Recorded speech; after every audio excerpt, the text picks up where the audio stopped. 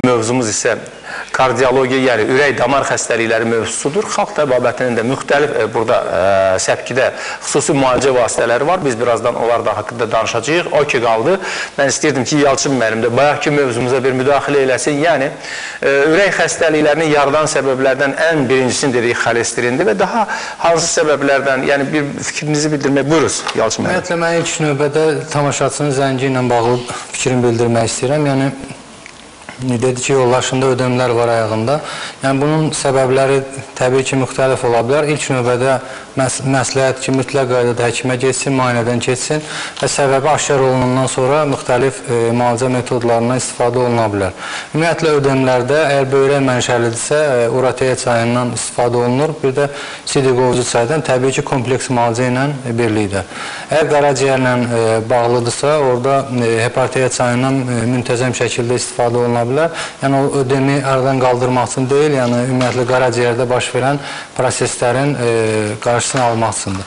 Eyni zamanda ürək xəstəliklərində tiakard çayına, yəni xolesterin miqdarı artıqlığı ilə bağlı olan xəstəliklərdə tiakard çayından istifadə oluna bilər. Tiakard çayının tərkibində də bir çox bitkilər vardır ki, onlar xolesterinin miqdarının aşağı düşməsinə səbəb olur. Eyni zamanda xolesterinin parçalanmasını sürətləndirir. Tiakard çayı eyni zamanda stenokardiya, bir də hipertoniya xəstəliyində də istifadə olunur.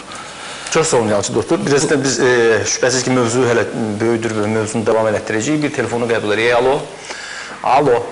Alo. Bəli. Salam həkim. Əleyküm salam. Mən bu oğluma əlaqədardır. Oğlumun 23 yaşı var. Bunda birdən-birə bu aprel ayında sol döş qəfəsində döyüntü əmələ gəldi. Biz elə bir ürəyi də apardı, kardioqram elətdirdik. 2 dəfə belə aparmışam dalbadala. Həkimdir ki, o mənlik dövür, biraz iğnə dərman yazdı. Elə bir ürəyi döyündü, sonra nevroz əlamətləridir. Aparmışam həkimə də nevropatoloqa. O da elə bir 2 dənə tabletka yazdı, kürəyinə mask. Elə bir uşaqdır ki, döş qəfəsinin içində nəsə belə gezir, arxadan kürəkləri bir daşlaşır, elə bilir ki, daşlaşır. Ancaq yəni dərmanları da atır, elə deyir ki, nəsə gezir mənim ürəyimdə dartır, ürəyimin içində nəsə gezir. Bu nevroz əlamətləri ola bilər, doktor. 23 yaşında çıxmalı uşaqdır, çox dərman da istəmirəm. Oldu, aydındır. Siz dediniz ki, 23 yaşı var və bu həkim deyib ki, mənlikdir, o biri də həkim deyir ki, mənlikdir, hərəsi 1-2 dərman verir. Əslində qalanda burada konsilium olmalıdır, yəni bir neçə həkimin birlikdə burada bir nəticəsi olmalıdır. Amma təxmini olaraq bilinir ki, nədir? Buyuruz. Tərəvən xanım, buyuruz. Sizlə sağ olun, təşəkkür edirəm. Tərəvən xanım, buyuruz. Ümumiyyətlə, mən bildirim ki, yeniyetməlik dövründə və ondan sonraki dövrlərdə, xüsusilə oğlanlarda mərkəzi sinir sistemi gərgin olur. Mərkəzi sinir sistemi gərgin olur və onlar hər bir deməli əhatələrində olan hadisələrə çox güclü reaksiya verirlər. Birinci növbədə burada ürək döyünmədən söhbət gedirsə, birinci növbədə mərkəzi sinir sistemi yoxlanmalıdır, həmən insanın nə vəziyyətdə olması. Əgər bu aradan qaldırılırsa, ondan sonra endokrin balans yoxlanmalıdır. Çünki yeniyetməlik dövründə endokrin balansda dəyişikliklər gedir. Həmən dəyişikliklər gedən zaman maddələr mübadiləsində də müəyyən dəyişikliklər olarsa, bu nevrotik əlamətləri gətirib çıxardır. Döş qəfəsində olan ağrıların hələ hamısı ürək xəstəliyi demək deyil. Kardialgiyaları, deməli, qabırğa arası sinirlər də verə bilər. Həmən o sinirlər ki, özü belə uşaqlar xoşlayırlar. Karateni, güləşməni, bir-biri ilə, məsələn, dalaşmaqları, ola bilər travmatik ağrı da olsun. Ona görə də mən ümumiyyətlə, yəni bir həkim kimi fikirləşirəm ki, birinci növbədə bu adam müayinədən keçməlidir. Bəli, təşəkkür ederim, çox sağ olun. Əlavəniz varsa buyuruz. Əlavəm var, yəni kömək edə bilərik nə mənada. İndi o deyir, əsas kardiologdan gedib yoxlanılıb, deyir, ürəyində, yəni səbəb tapmayıblar.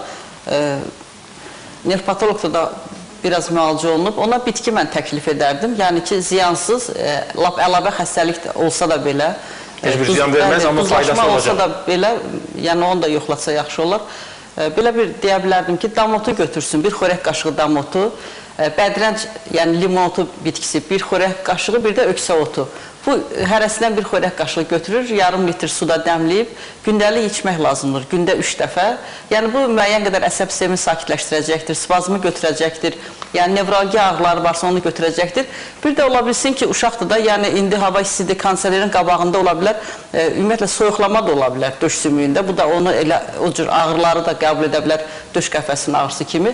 Yəni həmin hissəyə qabaq tərəfdən də, arxa tərəfdən də döş sümüyünün üzərinə hər hansı məsələn dazotu yağı sürtə bilər ilıq formada və yaxud adicə günəbaxan yağını qızdırır, kələmi onun içərisində kompres kimi qoymaq olar. Sinəsinə də, kürəyinə də qoysun, 2 saatdan sonra götürsün, yenə yerini silsin, bir isti pamazi bir parça qoysun.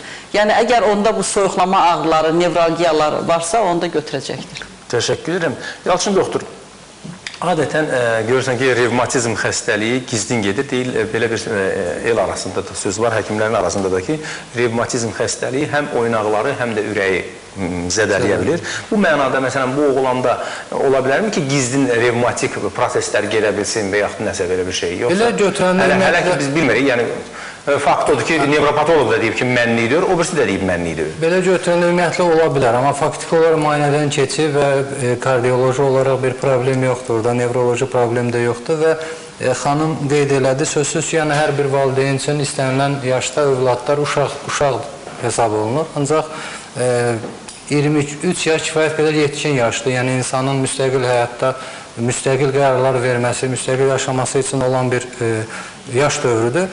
Və son illərin əslində biraz fərqli yanaşsaq, son illərdə biraz valideynlərin övladlara yanaşması çox incələşib, çox kövrəkləşib və həddindən artıq qayğı göstərilir övladlara, yəni əzizləmə mənasında. Və bu da bir çox hallarda uşaq müəyyən halda işləməmək üçün, müəyyən halda bir zəhmətə qatlanmaması üçün müəyyən, belə deyək də, özündə bir isterik hallar, nevrotik hallar üzə çıxarır.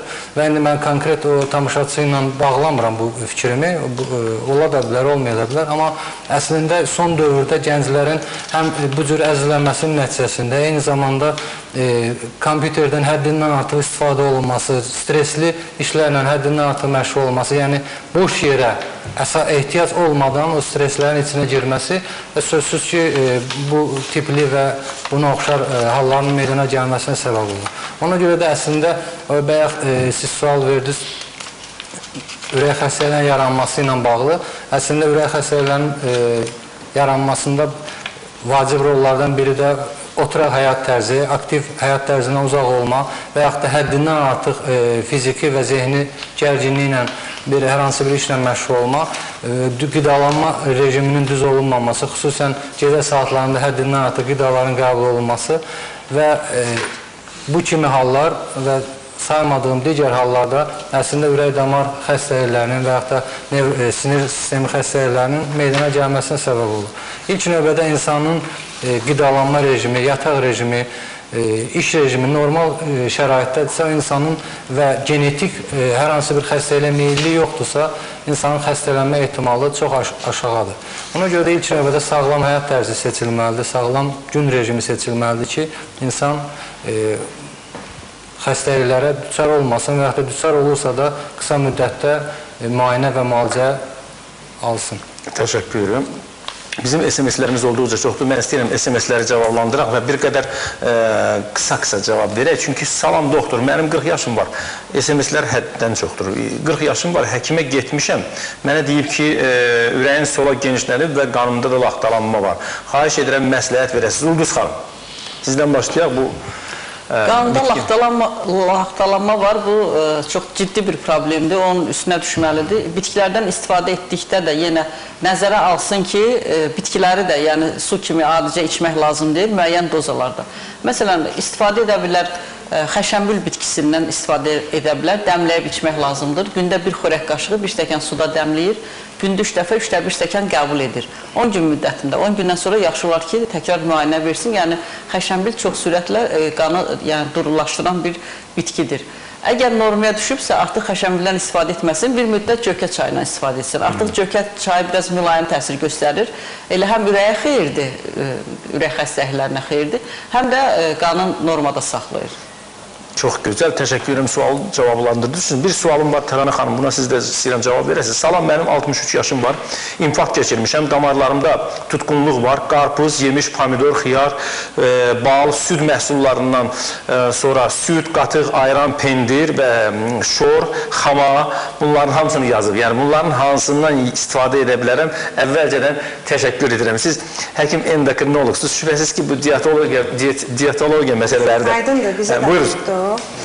Belə insanlar ağartı məhsullarından istifadə eləyə bilərlər, amma çox yaxşı olar ki, yağsız. Mütləq mənada yağsız.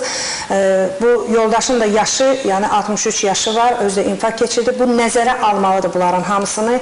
6 aydan bir mütləq mənada lipid mübadiləsinin vəziyyəti yoxlanmalıdır. Qanda lipid fraksiyaları, trigliseridlər, xolesterin, aşağı və yüksək sıxlıqlı lipoproteidlər mütləq yoxlanmalıdır və bacardığı qədər gəzməlidir, çəkisi də yüksək olmamalıdır.